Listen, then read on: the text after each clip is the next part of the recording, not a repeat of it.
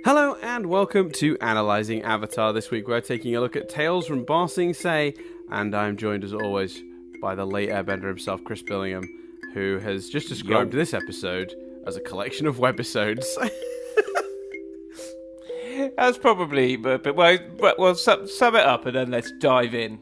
I figured we might want to break this one down a little bit, section by section. But the vague summary, for those who don't remember, this is the episode, of course, where we get to see all of the various characters sort of going about a day, sort of in Ba Sing Se. It's different little stories based on each of the main sort of cast of the show.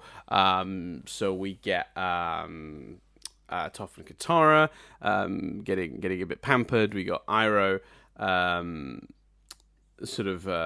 dishing out a lot of advice and moving around the town as he's preparing for something for a special day. Turns out to be something quite sad, really.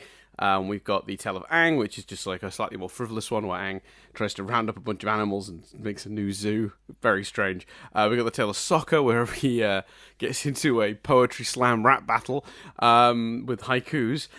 We've got the Tale of Zuko, where Zuko sort of realizes that he's, maybe because of his position, isn't necessarily going to be able to live a normal life even now, which I think is quite sad in itself. And then we have the final one, which is the Tale of Momo, where Momo's missing his buddy, missing Appa, finds a footprint that looks suspiciously like Appa's in Ba Sing Se, teasing maybe where this is going from here. So this is a popular episode, I would say. I think a lot of people like this episode. I will say that I think a lot of its popularity comes from the power of one very particular segment. And I do often think that sometimes people conflate the quality of that segment with the rest of the episode, which I do enjoy. And there are, some I like more than others, but I think that the average quality level of this piece is raised so astronomically by Iroh's story. So, and I do think that sometimes gives people a false impression of the overall quality of this episode. I do still think it's good, but it is imperfect, and we'll get into why as we go. But what were your thoughts? I'm dying to know what you thought of this one, because it's such an interesting episode. It's not something the show has ever done before, and I'll spoil it now and say it's not something they do ever again. It's kind of a one-off little idea, but I'm curious as to how you sort of felt it worked for you, at least. I did enjoy it. I think there's a few things for me that the biggest thing was enjoying such great ideas and wanting them to be explored properly. Like, I would take three in particular. This isn't one of them, but even like Aang's story about, if that was a whole episode, maybe you draw a parallel between he's been searching for Momo and he can't find him. So sorry, not Momo, Appa. He's been searching for Appa and he can't find him, and he then gets distracted and distracts himself by helping this zookeeper with all his animals. And he's like, he becomes obsessed with doing that and finding a way to do that, but actually it's not finding Appa, which is what he really wants. And there's just a lot of that, and I think also like the end of the last episode is so effective and so creepy and so interesting. To then have an episode of enjoying the city and city fun is like, okay, are we not gonna explore where we're all just cool with that, are we? We're now just basically, this is how we fill a month while we're waiting to chat to the thingamajig, like. Binge watching it quite close to that. It's so effective, that last episode, right? And it sets up such a kind of imposing thing about the city, and then it's just like not explored. And if anything, the opposite impression of like hijinks in the city, Sokka getting into rap battles, like goes against it. Yeah. And also, not to use your own words against you. Not that it's particularly against you. I get the feeling you're a bit like me. You're kind of somewhere in between on this one. But like, you could skip this. Like the Ira stuff, it tells you something. But a hefty majority of it you could skip. What I would have loved personally is Ira, Zuko, and Momo stories to have been. Thank you. Yep. You said it right, guys. I mean, he called Iroh Ira, but he did at least call Zuko Zuko, not Zuku. I think I got him right last week a few times.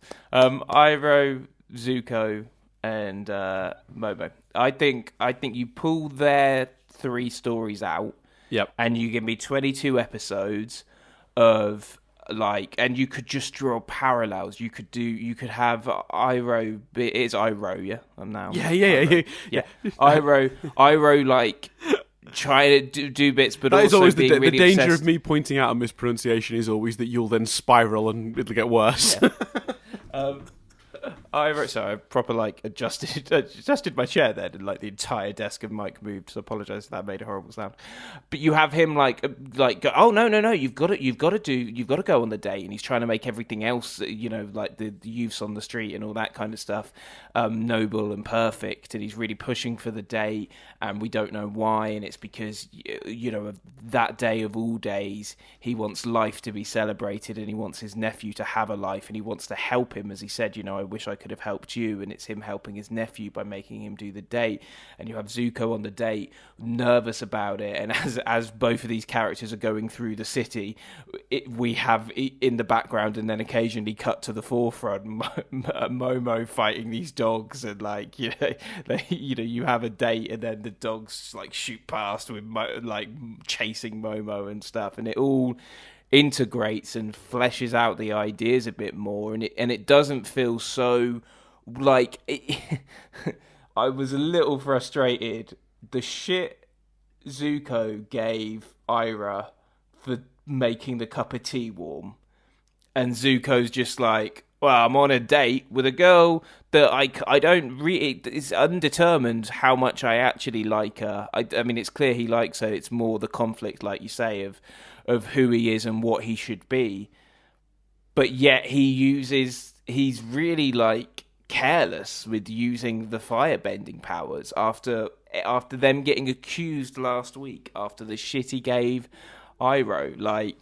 But in a longer episode, maybe you can flesh that out and justify that and show that conflict a bit more and stuff. I think those 3 were the strongest stories. I like what and I'm aware I'm totally scarpering your go bit by bit plan here, but I liked Toph and Katara. I did enjoy that purely for the kind of Toph exploration. But I probably wouldn't choose it to be in my sort of mega mix episode, because it doesn't. Its main purpose is to show us something about Toph. The Yang one was fun. The one I'd get rid of would be Sokka's rap battle. Nice piece of fun for Sokka, but it's that kind of thing where we've seen stories like that with Sokka before. They work best when they're in the background of something else going on. Their own devoted thing. So I think I really liked it all. There was some really good stuff there.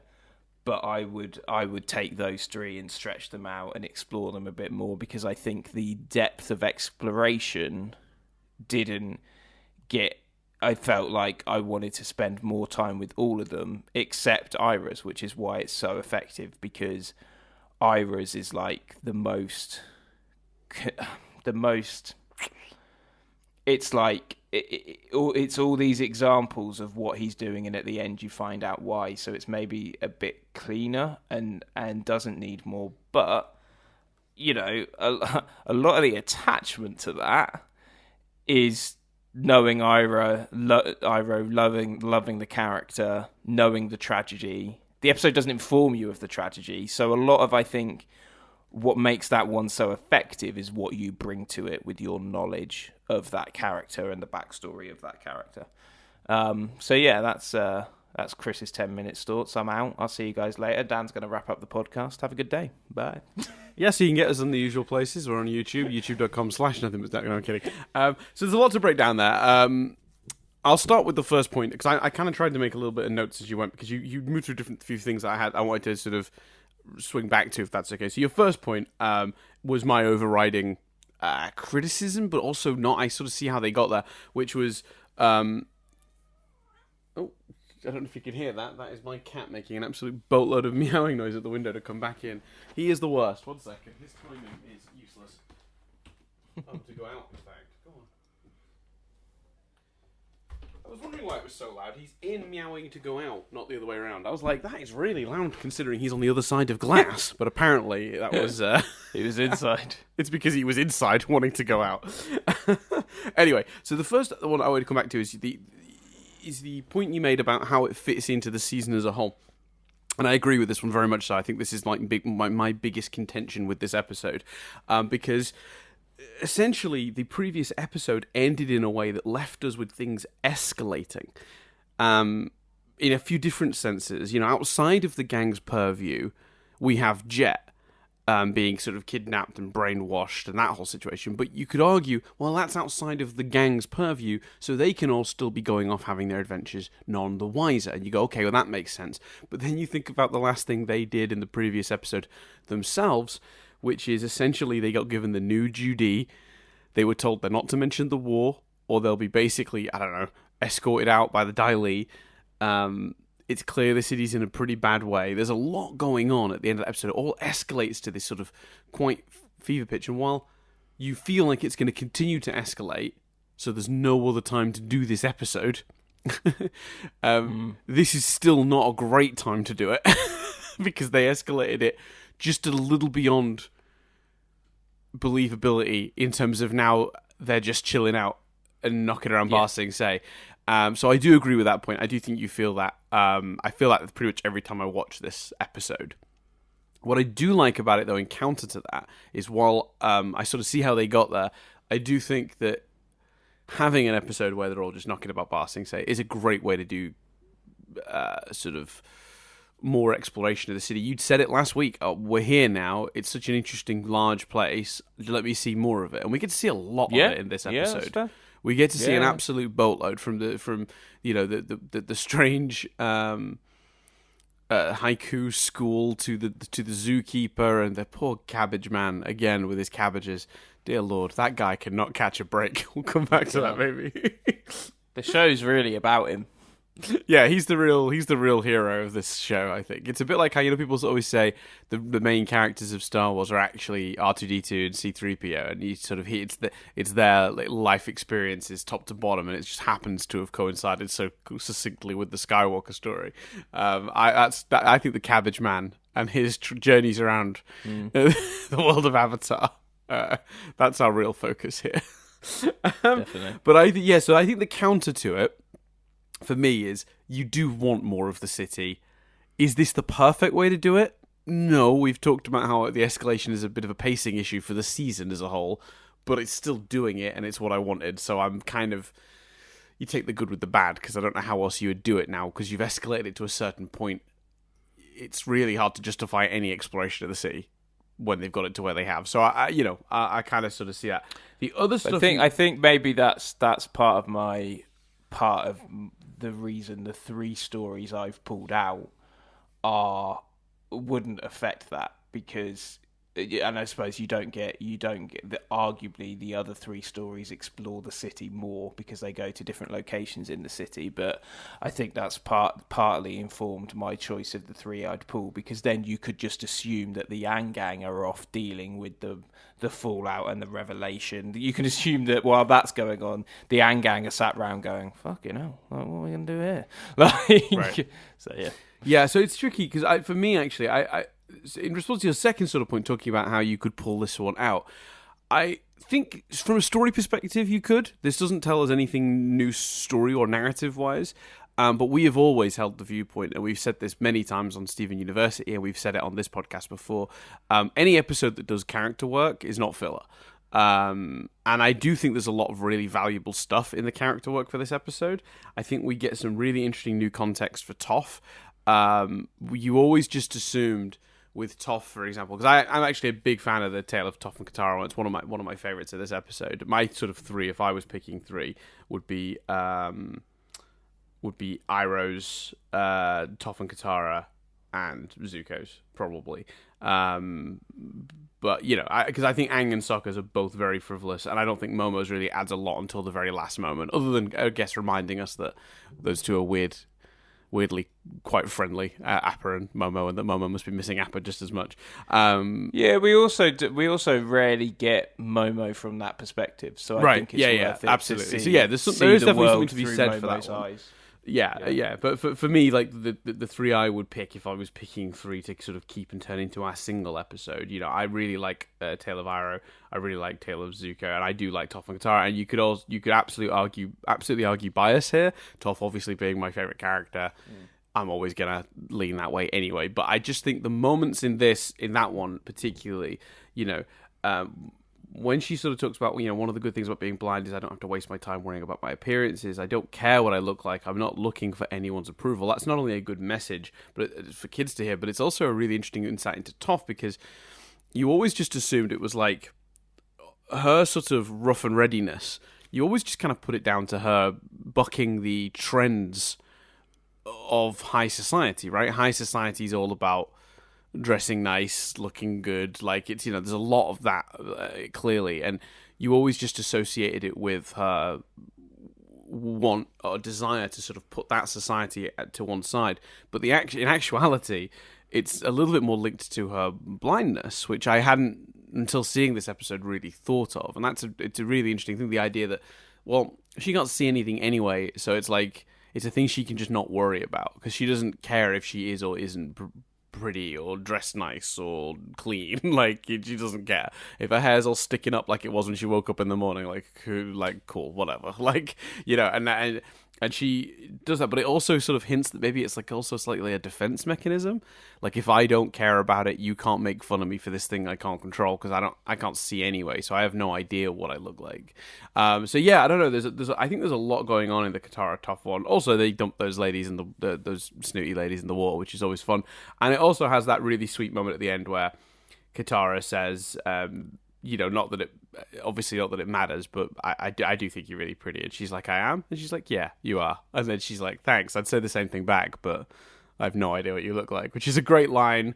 Shows the real camaraderie between those two. And I like that they've slowly developed their relationship too, from being quite antagonistic right up top to being quite fond of each other. So yeah, I think there's a lot going on. So in response to your sort of second point, about how you could take this episode out, I'm not sure you could in terms of some of the character stuff this does.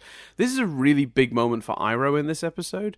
The Zuko one you could easily work in as a small moment into any other episode and it would give you just as much context.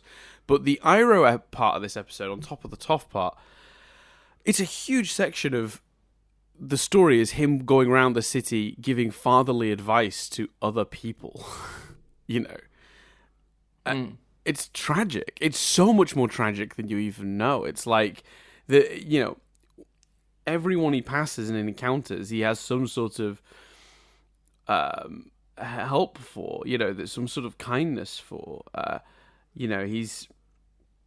I'm trying to think of the best way to phrase it, but like, there's just something very sweet about the idea of him. I'm trying to think of how to describe it, but like it's like, yeah, it's advice he never got to give to his own son.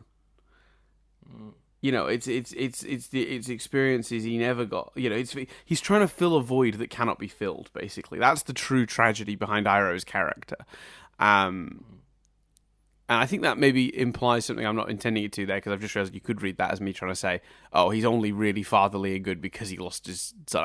I'm not trying to say that. I'm simply saying every time he is being fatherly with someone, you've got to imagine he's thinking of the moments he could have had with his son, which just gives everything he's ever said and done an undercurrent of tragedy, right? And yeah, I think that's huge. I think that's such an important moment. So for me, an episode like The Drill, which doesn't move the narrative or the characters forward, and then you look at this, which doesn't move the narrative forward, and therefore could, strictly speaking, be cut in the just the practical sense. The next episode would probably be better to tag on to the end of the one that went before this. If you took this out, you might not notice for sure. But I think I like that this is here because I do think it improves my idea of the characters. I think it improves the show, makes it richer, both in terms of the world building and in terms of the character work, particularly in those two examples. As I said, the Zuko one is good also, but I think the Zuko one is so easily worked into any other episode in a very short scene. The Zuko one doesn't need a lot of build-up, but I feel like the other two really do take their 3 or 4 minutes and use them really well. Like that Iroh one, there's so many different things. He helps the kids from the football thing where he gives them advice then changes his mind. There's the guy that tries to mug him. There's the kid he sings the song to stop him crying. Like there's a lot going on in that Iroh one before he gets to the moment at the end, which is iconic. And then of course the piece of music, which is just beautiful and beautifully sang. So yeah, I don't know.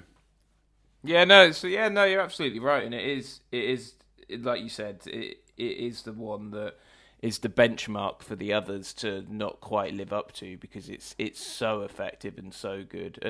And whilst I said it could be like you wouldn't lose anything for taking it out plot wise, to be clear, I don't think of it as filler at all, because I think the Iroh stuff, the Zuko stuff, because it's kind of the Iroh character development is the Iroh stuff is bigger and more dramatic because of what it's dealing with and what it's showing us, and like you say, the impact it has on other stuff, which they've done other moments like that as well. We discussed that before about how whenever the sun comes up, it slightly recontextualizes his relationship with Zuko. The Zuko one, though, I think also has merit in a similar way because it's an active, it's dealing with, do you know what I mean? The Iroh one is something he's dealing with his entire life. The Zuko one has a bit of urgency of who is he now in this moment, like it's fresh, it's raw, etc. I do think I do butt up against him using his powers because it just doesn't feel in character with how he's been the last few episodes. So yeah, I think there's great stuff in all of them. I think like I said, apart from the one with soccer, which is great, but it is fundamentally just fun. Like it's not, and I don't think it's fun enough to. Whereas with the drill, I personally felt like whatever character wise, it was entertaining and epic enough. I don't feel that way about the soccer one here. Like it was good, but it doesn't justify its position. No, but to be fair, it is the shortest one. So it's only about 2 minutes of this 20-minute episode as a result. Yeah. So it kind of, it may not justify its existence as an individual piece of television, but it sort of is fine mixed in with the rest of these, I think, because otherwise you'd be sort of going, "Where's soccer?" Right? We've not discussed the Aang one. That's probably the one we haven't sort of naturally weaved in discussion about. Because there's so little to say about that one. But yeah, I know why, but we should probably talk about it. Well, to be fair, it's kick-ass Earth powers. Like the Earthbending he does. Yeah, is I wrote this in my notes. This is word for word. I wrote Aang's Earthbending really has come a long way. That's what I wrote in my notes. Yeah, I think the Earthbending stuff is great, and it's probably the most action in a way in the episode. Apart from maybe Zuko with the lights, and I suppose the Momo chase. But I really enjoyed seeing the Earthbending. I thought that was very well animated and really good stuff. I think that one is one that, again, if you had more time. I feel like that one's a slightly missed opportunity, right? Because instead of just showing Aang running around the town with a stampede of animals, I think we definitely could have lent more on the Appa stuff. That's exactly what I said earlier. Absolutely. Yeah, there's a real missed opportunity there. But I don't even think it needed to be like in a different structure or made longer or anything like that. I just think maybe do a little bit less of the silly running around with the animals and making the zoo, which although it's cool to see him use his earthbending that way, as we talked about, but maybe just take even a couple of lines. Like they tell us a lot about Iroh, Zuko, and Toph in these shorts. I don't see why they could, and they do it in just a few lines of dialogue in most of them. I don't see why they couldn't have done that here with Aang, given us some context for his situation with Appa, just anything. It Well, feels so unaddressed at the moment, which is part of the problem, I think. Especially when I always skip the recap, but it shows you like the last frame of it on Netflix, and the last frame of the recap was, if we're going to be here for a month, we should look for Appa. So you expect Aang's story to be, well, you really expect all of them to somehow be tied to looking to Appa, and they're not. But yeah, like especially Aang's, it was like, oh no, he's having some fun with some animals in the zookeeper. It's entertaining, I guess. Yeah, it's like they started with that idea. They went, oh, we should do something with the Aang Appa situation. But it's like they felt like they didn't actually have anything to say about it. So they start with that idea of it's Aang out looking for Appa, so he's gone to the zoo, which I guess makes a certain amount of sense. But then it's just forgotten. It's forgotten until Momo's segment. Which is another one we haven't really talked about, but I do enjoy Momo's segment quite a lot. I think it's got the same problem with the angle, but at least with the Momo one, it comes back to Appa. Yeah, well, and also it starts with Appa as well, because and more overtly starts with him as well. The only thing I couldn't really understand is, did he have the fur, or did the fur... He had the fur to start with. Yeah, the fur was, it looked like it was at the bottom of a bag. Like he sort of, I don't know why it would have gotten there, but Appa's fur seems to have gotten everywhere over the course of the first season and a half of the show. So yeah, I that's my impression. But that's obviously just a plot device so that later on those like weird panther monkey things can smell it and take him to the footprint. Yeah. Yeah. I thought the chase was fun. I thought the idea of that whole bit, the dogs go after him, they all get caught, he sets them free, they're now all friends. Dogs taking him to the footprint and it seemingly him not even realizing was tragic, and getting a glimpse of the world through Momo's eyes, I thought was brilliant. So yeah, I really feel like he knew, because he curled up in it and looked sad, didn't he? In the end, I thought it was just generally sad, but maybe he did. Yeah, maybe that was why he realised. Yeah, maybe he'd been there, but he was too late. Like he'd moved on from wherever that was. But yeah, I like that one a lot, and I also like that obviously because you see the sort of world through Momo's eyes. The human characters talking in that segment, they just speak gibberish, which I just think is like a super... Like, it's been done before, obviously, but, The Simpsons did it, like, 1,000 years ago, which is obviously the meme. The Simpsons did it first, but, like, they did. But it's still really neat. I like it when you get it from an animal's perspective, and so the human people don't say anything that's, coherent to you, because you're seeing it from Momo's perspective. Momo doesn't know what they're saying, so you don't know what they're saying, which is nice. So, yeah, I particularly... I enjoy Momo's segment, even if it's not, like, particularly, like... Well, it's more focused than Aang's. Again, because Aang's one starts with Appa and then forgets Appa and just becomes Aang makes a zoo. Whereas Momo's one starts with Appa and ends with Appa. And you're right, and it even starts with Appa more overtly than Aang's one. It's just so weird. It just feels like they do not know what to say about Aang's relationship to Appa at all. And that's weird, because it feels like it shouldn't be that hard.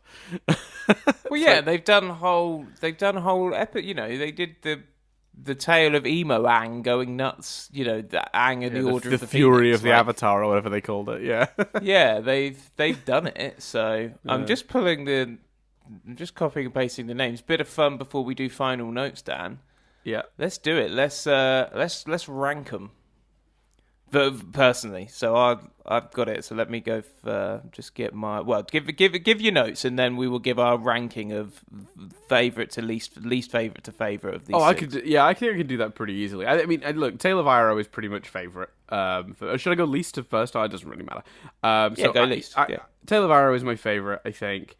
Then I think oh god, I'm so biased, but I'm just admitting I'm biased. It's fine. Toph and Katara next. Then the Zuko one, then I guess the Momo one, then the Aang one, and then last is the Sokka one, which is fun, but doesn't really add anything to anything. Although I do love the idea, and I will continue to love the idea, that what gets him kicked out in the end is not his intrusion, but it's having one syllable too many in his haiku.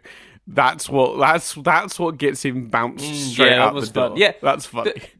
The Sokka one is fun, like it is. Like there's no bad one here. Like there's no stinker. No. My order's quite different, apart from the beginning and the end. So I'd go least favourite, the Tale of Sokka. Then I'm going to Tale of Aang, then Toph and Katara, then Zuko, then Momo, then Ira. Oh, you put Momo quite high. Okay, yeah, fair enough. Yeah, you basically swapped around the Toph and Katara and Momo ones, I think. I didn't double check that, but yeah, I think that's what it sounds like you've done. And I've not really got your view. Maybe you think I'm too hung up on it, but the Zuko, because actually fundamentally, unrequited love, first dates, the Zuko one's ticking a lot of boxes for me, and I like the angst and the problem of the challenges the character is facing. I bump too heavily up against. What the fuck are you doing with the whole lighting the lamps with his power thing? And it knocks it a point to just edge Momo higher, because I wouldn't change anything about the Momo one, whereas I would change that about the Zuko. Yeah, one. the Zuko. It's funny because it's a cute date thing, isn't it? That he lights the lamps and takes that risk for the date, because it's like I think go on, sorry. But and that's why I think it needs more time. If we have a stronger indication that he really likes the girl, and there are indications there that he likes her, it's just his conflict within himself. But because there's so much conflict within himself, and we can't therefore work out how into her he is, it doesn't... He's still a military man, and the way he reacted to Iro.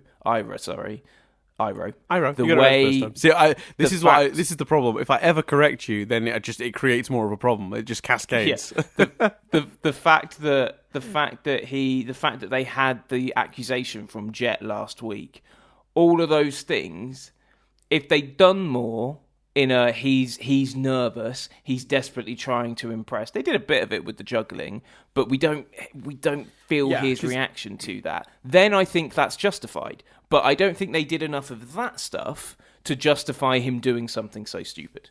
Yeah, I'm sort of slightly more towards... So for me, I still don't think they did enough, but I think it was less of a problem for me, because I bought a little bit that he got lost in the moment and the date. And because that's... For me, the premise of this is, for a brief moment, he gets a glimpse of what his life would be if he was just a normal kid growing up in a town like this, and he forgets himself, and he forgets the war, and he forgets his heritage, and he's just a kid on a date, right? Just a normal teenager. And the premise is that in that moment, at the end, when he walks away from her, it's because he remembers all of the other stuff and realizes that he's not that kid, and as much as he wants to be that kid, he can't have that life. And in fact, you almost could, and this is definitely fansplainy, this is me adding to it from context, but you could almost see a thought process of, did I just light these lamps? Like, is that what this has gotten me? Is it, have I go on one date and I've slipped like this? Well, I don't know if you... Like, it's a risky thing to do, and I'm like, and it's clear that I'm dragging her into it, and this is just all... like, not gonna work, so he just bows out. Like, that's kind of how I see it. And while I agree with you, I don't think they do enough in the date stuff to make you convinced of that necessarily, or lay it out as clearly as they could have, which is a totally valid, 100% I agree with that criticism. For me, they did enough to make it less of a problem. It's still our problem, but I think for me, they just did I just took fractionally more, therefore it didn't hit me as sort of as oddly as it did for you, if that makes sense. Yeah, I think you could even do that without even dialogue or anything. You have him hover in the alleyway, watch her, and look conflicted, and you have her look sad, walk away, she walks away, he looks sad, and he just puts the light, he just takes the fires out, he just swishes his arm, all the lights go out. The symbolism of that is, I think, really quite effective. The symbolism of him putting a fire out, but it meaning that he can't make a new life away from fire and the Fire Nation, I think it would be really cool. But I agree. The idea is there. I do agree with you. There's definitely some smoothing out that episode needs to really make the idea clearer, I think. But it is there, and it was there enough for me to enjoy it more. I guess I think I ranked it higher than you did. So yeah, that'll be why, I guess. So there you go. I've had a flick through to see if I could find any other notes. There's a couple of tiny bits, but nothing crazy. I did enjoy Zuko the Juggler. I just thought that was fun. Like whenever he tried to, I don't know why he committed to that lie. That was so dumb. That was good. I just want to give the animators credit for Sokka's smug face when he does his first accidental poem. That's a work of genius. That image, good. It's very, very good. I enjoyed Aang and Don't Worry, I'm Great with Animals, and then smash cutting to utter chaos. I want to go back and double check. I suspect those like panther monkey things that end up chasing Momo, I think they got out then. I was trying to find them in the image, but I didn't have enough time in the end. I want to go back through it at some point and check. Comment below, dear listener, if you're on the YouTube video. Let me know. Am I right? Are they somewhere in there? I'll try and take a look at some point. But yeah, if someone knows, I'd appreciate that. Again, just to quickly go back to Iroh, the Muggle one is my favourite. It's ridiculous. The guy, he's like, you've got a bad stance, and with a bad stance, you're not much of a threat. They just like, he just swishes him over. That's awesome. That was great. The writing on the music, the Brave Soldier Boy song, the Leaves from the Vine song is, tragic, but it also somehow does legitimately sound like some old war song that's been passed down over the years, sung around campfires during wartime. Like, beautiful, absolutely beautiful. The instrumentation of it as well is just stunning. I think that's definitely something I really appreciated. Any other notes that I've got here? I think that's most of them.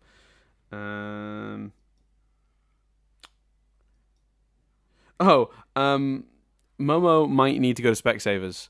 Both a cloud and a tree tricked him into thinking they were Appa. And I know, like, the idea is it's very cute. He's seeing Appa everywhere because he's looking for Appa and he wants to see Appa, but that cloud didn't look that much like Appa. The tree suspiciously looked like Appa. I'll kind of give him the tree, but the cloud, no. Yeah, the tree did, yeah. I think that's all my notes. So shall we head on down to Triv Town? Triv it up. Triv it up. We didn't have a nitpick corner this week, did we? I guess we did have a nitpick corner. Nitpick corner was, why did fucking Zuko light those lamps? Yeah, that was nitpick corner. Yeah, that's fair. Fair enough. So, sadly, Mako, who is the voice actor behind the Iroh character, passed away after recording season 2. His full name was Mako Iwamatsu. Iwamatsu. I think I'm potentially mispronouncing that, but he always just went by Mako. His credit was always just Mako. So he passed away as season 2 finished wrapping. Another actor sort of picked up his roles. I mean roles. So he was also the voice of Aku in Samurai Jack, and the same actor that filled in for Iroh's season 3 lines, filled in. Oh wow! For his role on Samurai Jack as Aku. So they'd finished the season, but some pickups needed to be done. So apparently, this guy Greg Baldwin provided like a couple of lines of dialogue for season 2, also uncredited, because basically they'd finished the majority of the recording of season 2, but had a couple of pickups to do, and obviously Mako had sadly passed, and that's why he had to do a couple of lines for the season. It's also why that episode ends with that with the for Mako card. Wow. So that episode, sorry, that segment is the more accurate phrase there, isn't it? So it was an absolutely incredible man. I mean, I knew him. I remember him doing the voice of like Splinter, Teenage Mutant Ninja Turtles. I don't know if he did it in the original one, but he did that role in a bunch of different things, and he was an incredibly talented voice actor, and I was very sad to learn that he'd passed. I remember at the time. That's one of those things. It sucks. It sucks that he didn't get to finish out Avatar. It's really tragic. But I will say, considering I think it says a lot that the guy that they got in to replace him here also replaced him on Samurai Jack. So he does a pretty good. He does a pretty good Mako sort of impression almost. So yeah, I've got the card up. It's they freeze the frame, it changes colors, and then it says in honor of Mako. So they dedicated that segment to Mako. I actually was expecting you to ask about that when we started. I was quite surprised you didn't, but I guess like in the heat of the conversation, it was forgotten. Yeah. So there you go. Cool. Let's see. That's that trivia. When Iroh sings to the crying boy to calm him down, the baby doll that the boy is holding is an Earth Kingdom soldier. He's wearing kind of the uniform we've already seen the Earth Kingdom soldiers wearing. In other trivia, what have we got? In the Tale of Aang, part of the soundtrack for the end credits can be heard in the background when he's looking around in the zoo. So they've taken one instrument from the end credits song and isolated it and used that as the backing for that. It's pretty neat, actually. So it's just like keeping the theme going. This is the only episode in Avatar The Last Airbender in which Sokka is seen with facial hair. Sure. Thanks, Trev. Yeah, we didn't need that. We didn't need a shaving montage. No, but I did enjoy seeing like Aang shaving his head, because I think like you do always think like he must shave it. Like that's he's true. a kid. He's not bald. He wasn't. Monks aren't born bald. Or that. Well, no, that's a lie. They born babies are bald. But I mean, like he's not. They're not just naturally bald. They shave their heads. So yeah, seeing Aang doing that was, I think, like a good.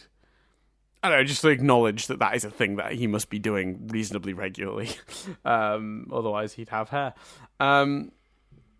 The instructor of the 575 Society from the Tale of Sokka section she's named after Lauren McMullen, who's a part of the production team and the writer of that particular segment.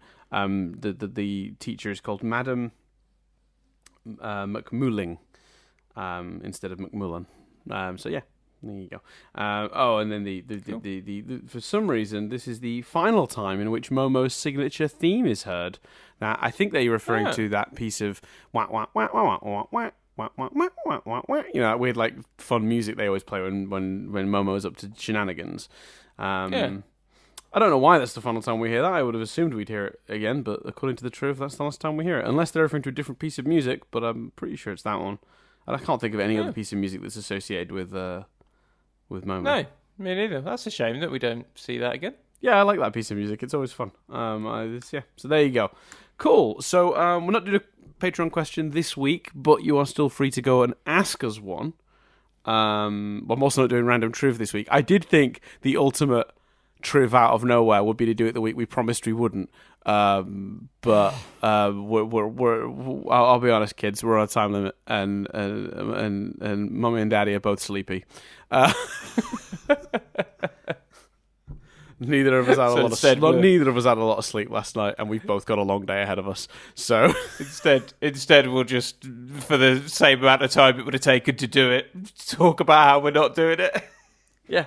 Oh, well, trust me. No, there's no... Look, I'm moving on now. That was 20 seconds. We normally... The non-triv has turned into a 10-minute segment on most of these episodes, so I'm last week I ended up looking up ELO songs and talking about the rock and roll. Yeah, so I don't think they can be compared to what we're doing this week. So yeah, no question this week from a Patreon subscriber, but please do, because we will get back to that. I do quite like the Patreon question, so that will come back. I just wanted to give our handful of patrons a break from me harassing them for podcast questions. But if you'd like to give us a question, get a shout out on the podcast, as previous patrons have done, you're welcome to. So the question does not have to be Avatar related. It can be any old nonsense, and we'll answer it either on an episode of Avatar, Analysing Avatar, or Rewind Reviews. Patreon.com/NothingButStaticUK. You can also get episodes 1 week early through the Patreon, except for this week where I cocked up and it was out a day late and everyone got upset because it was an episode people were really looking forward to. I felt awful. Right, so I saw some comments on the YouTube video that were like, "Where's the Patreon exclusive episode?" So basically, the people were looking forward to your thoughts on Toph. Of all the episodes that could have happened to, mate, it was not Bitterwork. What's the Blind Bandit? Her first episode Oh god. was supposed to go up on the Patreon a week early, and I'd made an error when uploading it. It had not been properly attached to the thing, and I had just left the house and was on the train to work, where I was going to be out of the house for 12, 13 hours. It was a long day, and that's when I got the messages, and I went, "That's annoying because I can't fix it now. I don't have the file with me. I don't have my laptop with me. That's just gonna have to wait till I get home at 1 a.m."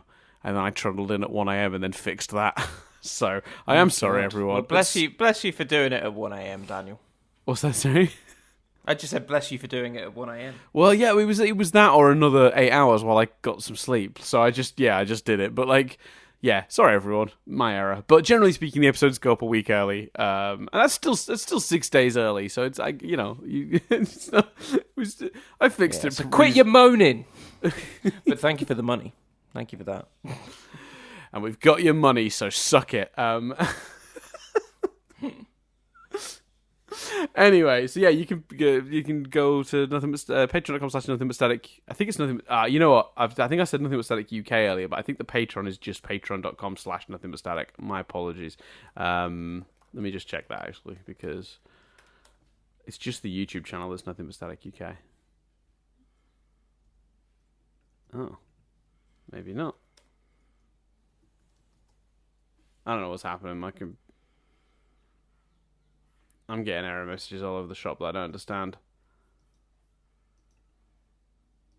Oh, that's why. I misspelled Patreon. That'd do it, wouldn't it? Yeah, so it's just patreon.com/nothing-but-static is where you can get us on that.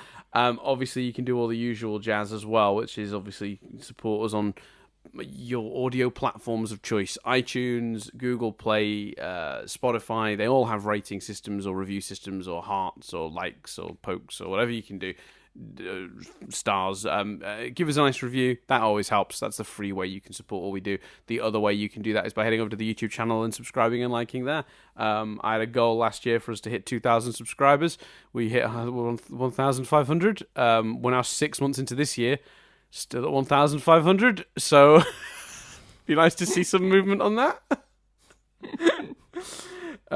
What I would say is Auntie Donna once told a really funny story about how they met a producer, and they were like, oh, the producer was like, oh, and who are you guys going? Oh yeah, we're Auntie Donna. He goes, oh yeah, I've heard of you guys. You've really plateaued recently, haven't you? And I remember the response. Mark from Auntie Donna was just like, that's like the second thing you've said to me. Which is a really good point. Anyway, so yeah, it's kind of flattened out. So please go support us there. You can also go support Raphodraws, who supplies the brilliant piece of artwork of Appa in front of the sun that we use on the podcast platforms. Go support Rapho. Instagram.com/Raphodraws or launchlinks.io/u/Raphodraws. There's a Redbubble account. You can buy shirts and mugs and all this stuff with great artwork on it. Not just Avatar related, a bunch of cool stuff. Go support Rapho. I think that's everything. He says? Yeah, sounds everything to me. It's good stuff. That's Chris going, shut up, Dan, you're rambling a lot. No. Sounds like everything to me. Let's end this. It was concise and beautiful, Dan. I appreciate it. Enjoyed it. I appreciate it. It definitely wasn't any of those things. But I appreciate you lying to placate me. It's good. So thanks everyone so much for listening. I'm going to tease Chris here with the title of the next episode, which I don't know if he knows yet. He might have seen it when he watched this one on Netflix. Do you know the name of the next episode? No. Okay, great. So what I'm going to end the show like normal. I'll say the title, and there'll be the music will play out, and then you'll get to hear Chris probably just go, ooh. So you got that to look forward to. That'll be my reaction. Yep. Let's see. We ready? Yep. That's been everything for this week. I've been Dan Doolan.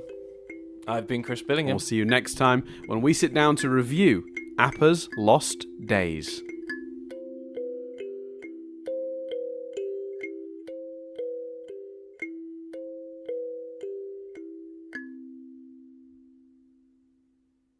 Oh. You did not disappoint. But I'm completely genuine as well. Wasn't put on. I know. I had a Completely feeling that noise you make. That's become your Tim Allen. We need to get you on a sitcom now, so you can make that noise, twice a week to thunderous applause for some weird reason. Mate, if I was on a sitcom, wouldn't be doing this shit anymore. No, you'd be on the sitcom going, No, I'd still do it. He's lying. He'd drop you guys in a minute. Never. I mean, I'm not guaranteeing we'd do Cora, but...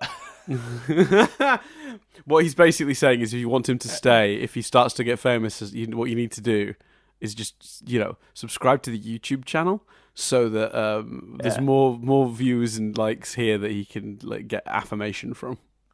Yeah, exactly. Bye.